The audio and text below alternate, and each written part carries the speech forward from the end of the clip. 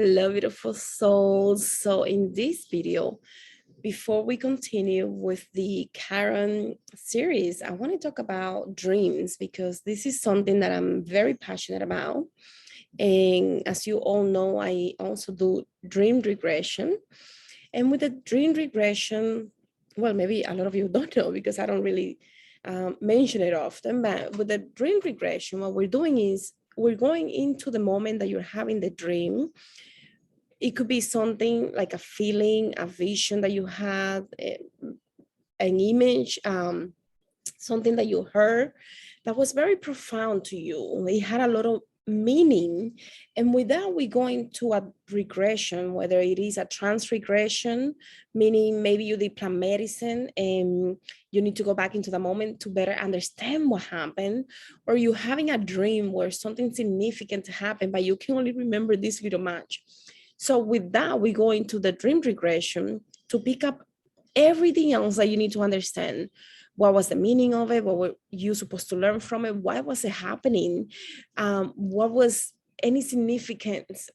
It could be a ceremony, it could be a trauma from childhood or another life, whatever it may be.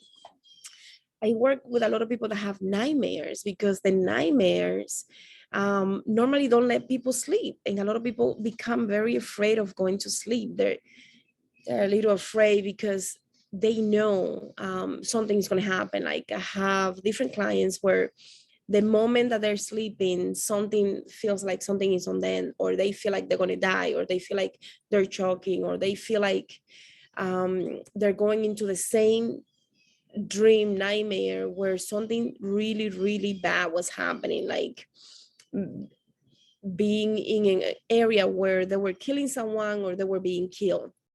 So, and that is common, right? When we think about the nightmares are giving us indications about something that is so traumatic to the soul that the soul couldn't handle.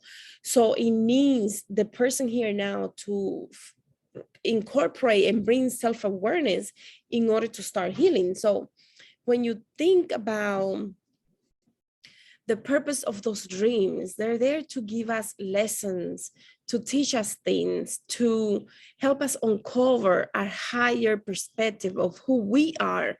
Same thing with the nightmare. So the trick becomes when the nightmare or the dream isn't very clear and the person doesn't feel anything, doesn't see anything, doesn't understand anything, then we have to do a different process where we have to start asking the client. And this is a tip for all of you when you're having dreams.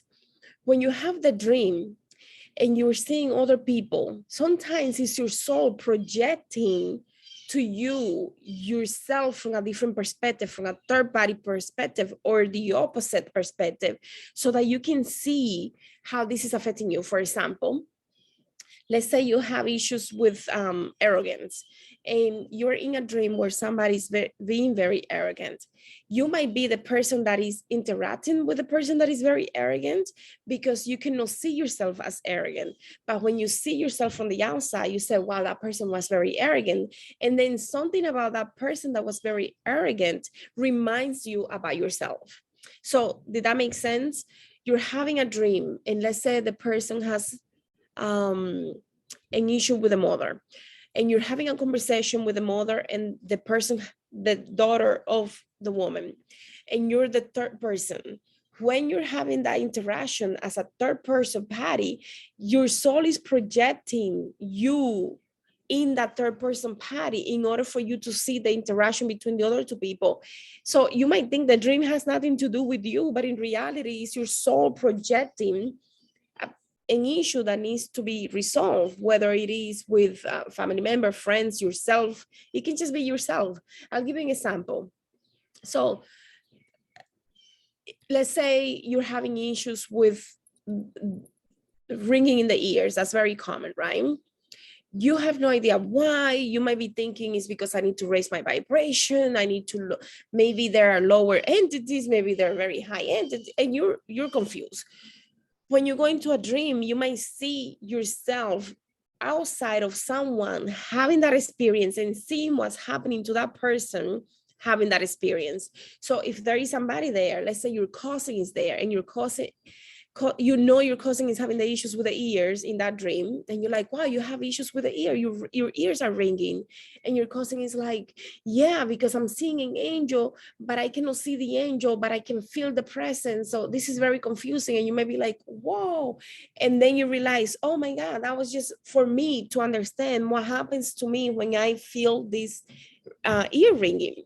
So the dreams are projections of things that are happening that we might not be able to put ourselves in in first person, so that you have, the soul has to project it out as a third person or second person. So either first, second, or third. If it's a second, is if it's a third, you know that you're seeing it from like, is someone in front of you, or somebody having a conversation with somebody else and you're coming into the picture. If it's first person, you're having the dream and you're receiving all the messages, and you know, oh my God, this is about me, and you got it, right? You're being more lucid in the dream. But when you're projecting, it isn't until you start contemplating and reflecting on that dream that you realize that was me, that's what's happening to me. So this is the reason why journaling and being really good with your dreams is key.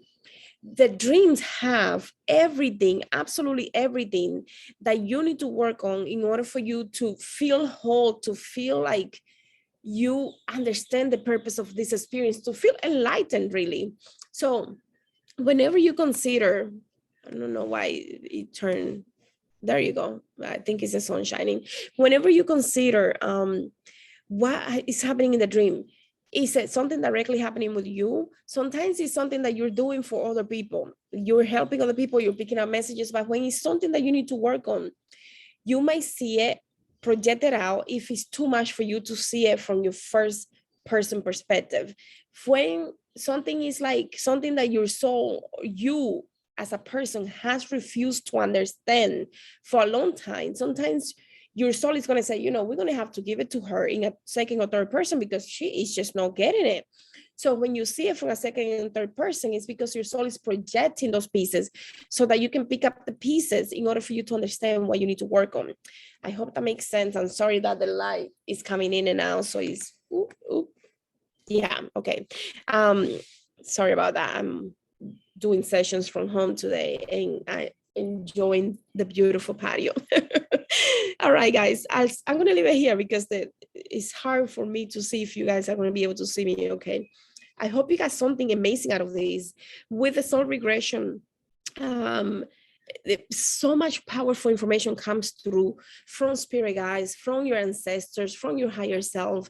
You really you can do this at home. You can get really good at it. And the reason why a lot of people, a lot of my clients are really having a lot of success with their sessions is when they start combining their session and paying attention to what happens in their dream time. Because when they're paying attention to what happens in the dream time, oh Lord, what was that? When they're paying attention to what happens in the dream time, everything starts correlating and it's like, oh my God, this makes sense. This makes sense. So it becomes a very beautiful healing journey, very empowering, because it shows you that at the end of the day, you're the one in control. And remember, every healing is still healing. So it starts with you and it ends with you. All right, guys, I'll see you guys on the next one. Thank you so much for being here.